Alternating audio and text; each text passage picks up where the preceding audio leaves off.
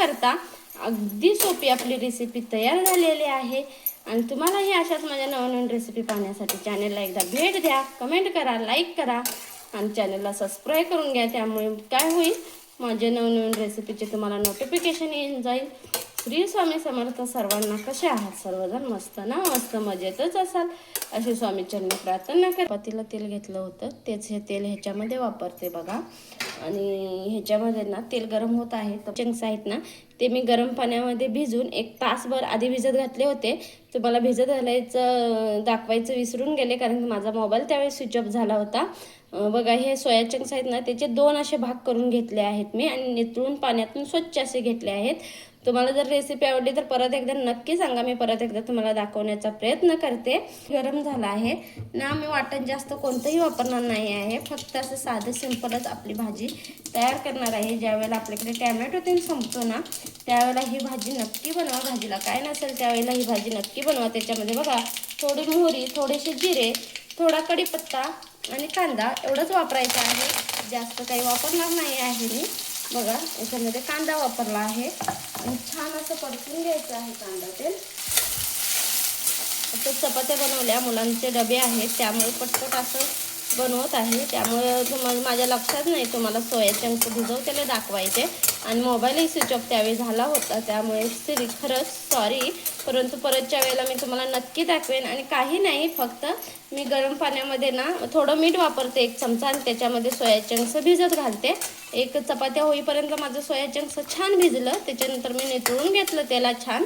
आणि असं म्हणजे एकाचे 2-2 भाग करून घ्यायचे, छान होतात। आणि ज्या वेळेला आपल्याला टॅमॅटो किंवा कोणतंही वाटण घालायचं नसतं त्यावेळेला ही भाजी नक्की ट्राय करा, खूप छान होते आणि चवीलाही अप्रतिम अशी लागते। बघा कांदाही छान भाजला आहे, त्याच्यामध्ये आलं लसणाची पेस्टही मी टाकत नाही आहे, कारण की गडबड हे आहे आणि तुम्हाला तर माहितीच आहे मी गावी होते, त्यामुळे काही पूर्वतयारीही झालेली नाही आहे आणि उठून पटकन असं भाजीला पण काही नव्हतं, त्यामुळे सोया चंक्स बनवले आहेत।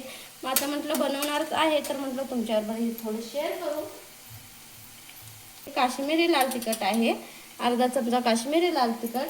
आपलं घरगुती लाल तिखट 1 चमचा वापरणार आहे मी, घरगुती लाल तिखट 1 चमचा।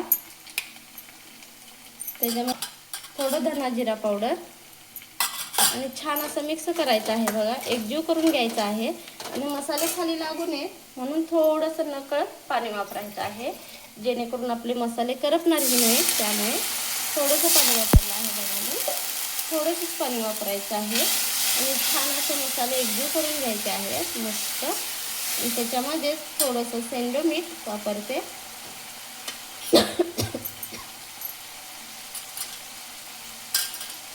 थोडं आपलं घरगुती लाल जे घरगुती मीठ असतं ना, रोजचं वापरातलं मीठ थोडं वापरते।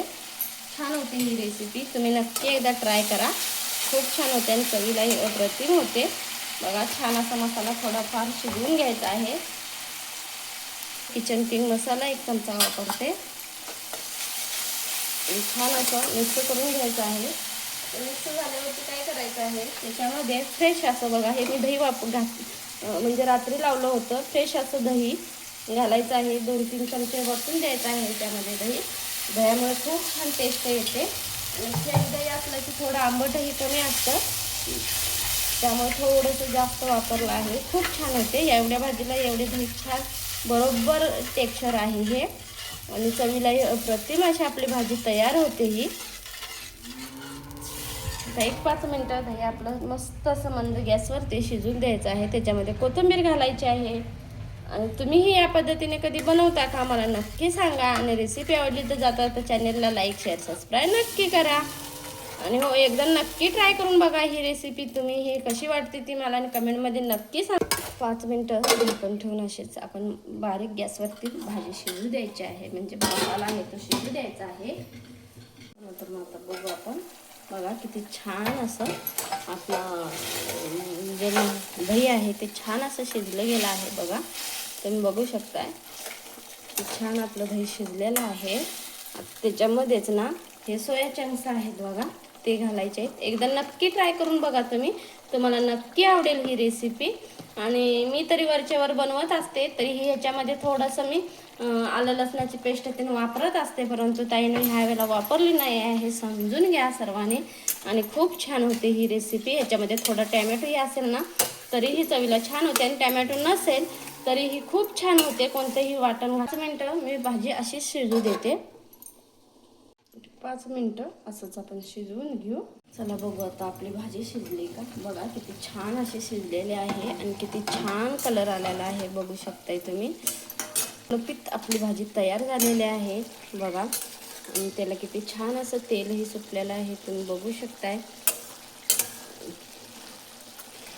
चला तर मग असेच माझ्या नवीन रेसिपी पाहण्यासाठी चॅनलला लाईक शेअर सबस्क्राईब नक्की करा, आणि कमेंटमध्येही सांगायला विसरू नका रेसिपी कशी झाली आहे ते. श्री स्वामी समर्थ सर्वांना.